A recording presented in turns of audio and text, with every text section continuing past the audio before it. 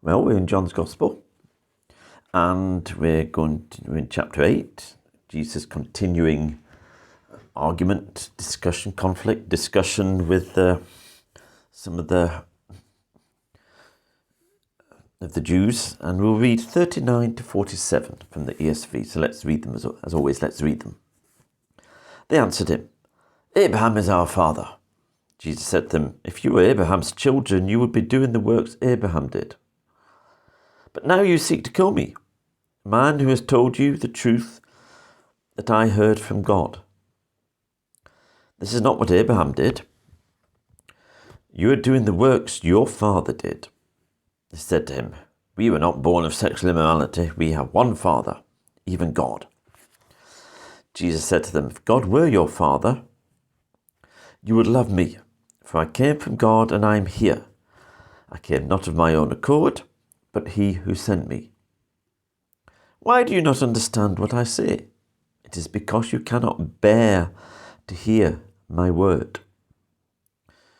You are of your father the devil, and your will is to do your father's desires. He was a murderer from the beginning and does not stand in the truth, because there is no truth in him. When he lies, he speaks out of his own character, for he is a liar and the father of lies. But because I tell the truth, you do not believe me. Which one of you convicts me of sin? If I tell the truth, why do you not believe me? Whoever is of God hears the words of God. The reason why you do not hear them is that you are not of God." So, once again, we have Jesus being very direct. He's telling the people here that he's arguing with that they're not of God, that the devil is their father is the devil. And essentially, they need to get themselves sorted out. So what should they have done, these people who've been accused of being children of the devil? Well, first of all, when we say something's of the devil, if you say something, it's demonic, then people tend to think you're talking a sort of Hollywood movie type, horror film, demonic type stuff.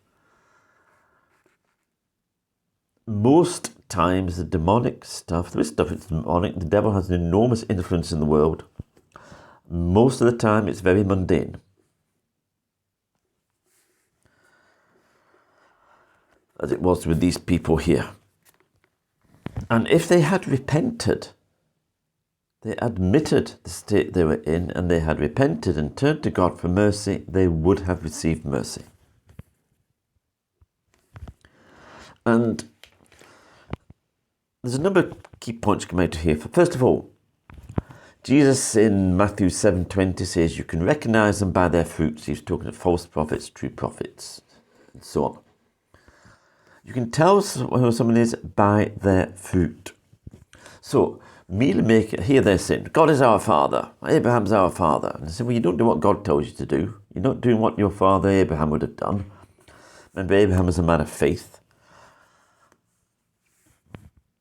And if you truly love the Father, then you'll love the Son. You can't have one without the other. So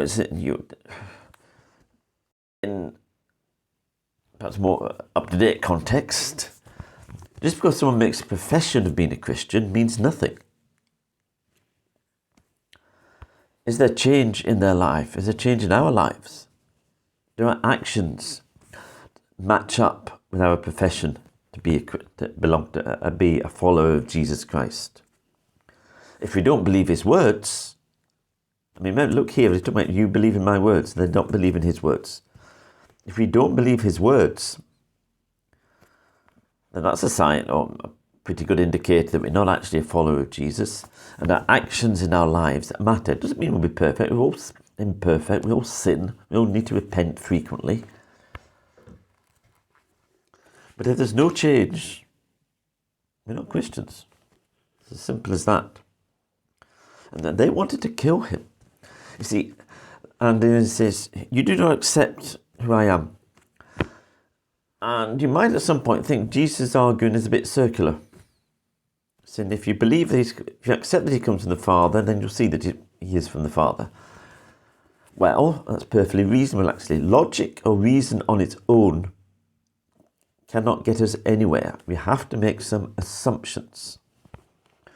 And then we build from those assumptions. So you don't say it's not reason is everything. That doesn't work. But equally, you don't say, oh, you need to just throw reason out the window. That's garbage as well. The Bible's forever using reason, and God gave us minds. We're meant to use reason.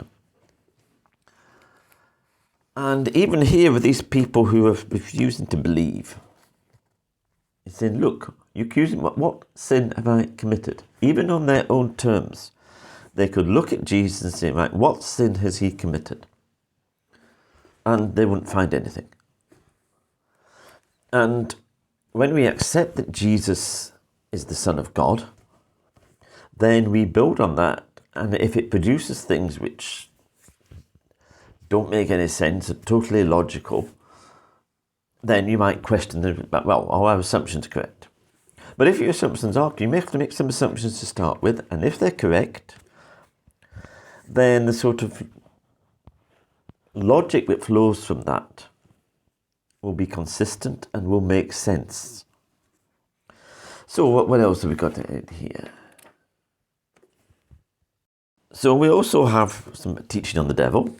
See, it's very mundane. What does he do? Murder and lies are two key characteristics of the devil. And Jesus who spoke the truth, they wanted to kill him. It's on a very different plane. There's obviously a lot of debates these days about gender and transgenderism and all the rest of it. And those who argue that sex is real, biological sex is real and matters and is immutable, the trans activists, they're utterly illogical in the way they act. And look at the fury they act against people like J.K. Rowling and Catherine Stocks. Was it Kathleen? I can't remember if it's Kathleen or Catherine Stocks. I think it's Catherine Stocks. And others, Helen Joyce and others. The fury they act against them. When someone reacts with fury like that, it's a key indication that they're not on very solid ground. Just as Jesus' detractors were not on very solid ground. And if murder and violence and lies are at the bottom of anything we're doing, we can be pretty sure that what we're doing is wrong. Anyway, on that happy note, we'll leave it there for today.